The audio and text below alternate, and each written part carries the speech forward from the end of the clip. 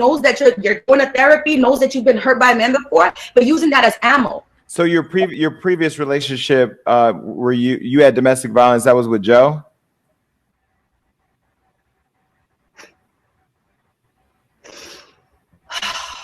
Jason. Well, I'm not sure which relationship. Fuck.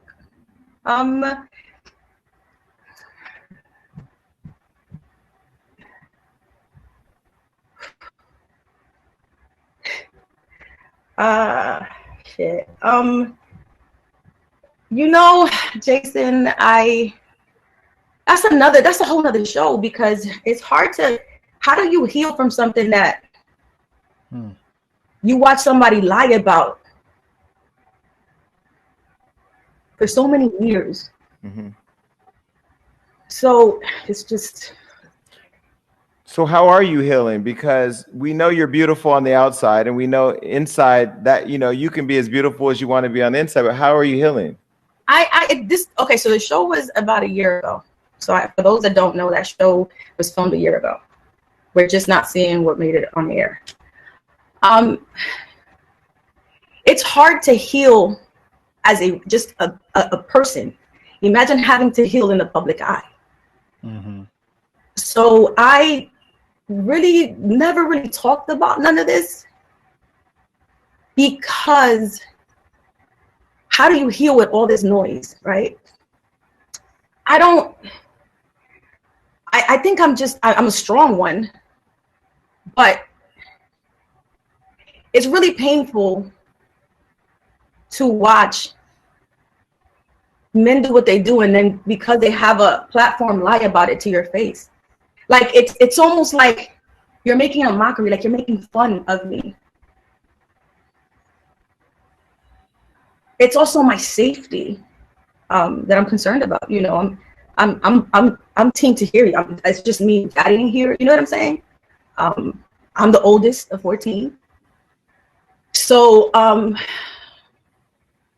I think that the way I was dealing with being in a relationship with Joe was tucking it in a back, just tucking it, hiding it, just because I can't stop. I have to continue going because people rely on me, because I have to handle stuff, because I have to grow in this business, because I'm not going to fold. I'm not failing because you want me to.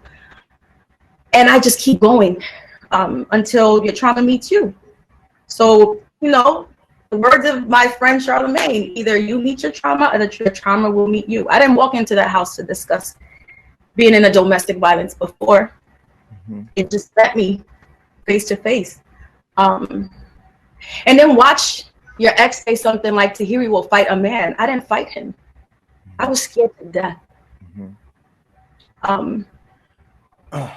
And by all means today, I'm not a fighter. I'm just going to defend me, my mom, my sister. I'm the oldest. I'm going to defend everything I love and I worked hard for. Mm-hmm. But no, I don't walk around throwing apples or fighting a man. Like, I've been beaten before. I you know, that relationship left me with a fractured rib, a broken nose because somebody was sending him a message, and I used to always say, "Yo, stop beefing out there." I'm out there still working. And he hit me on that nose and then pushed me down a flight of stairs. I remember having to talk him out of letting me go that day. I remember having a plan to leave, because the reason why he was so upset was because I was already leaving. Looking through my phone and shit, but I had already told him, give me 2 weeks to pack up my things. And he agreed to, and then started looking through my phone. Next thing you know, I got woken up by him dragging me from my ankle. I managed to get up from that floor. I remember having everything in my bag, all the things that I needed to have in that bag, my passport, my birth certificate, you know, the shit that I needed. That's all I needed to get some money that I had already had together, because I was raised better. I never saw my father hit my mom. I you know, I knew better, but I don't know. I became that person that you hear about. But and you never thought you would be that person. Oh, and the women need to know that a man will break your spirits before he actually puts his hands on you. It started with verbal abuse, emotional abuse, you know, and then eventually it turned to that.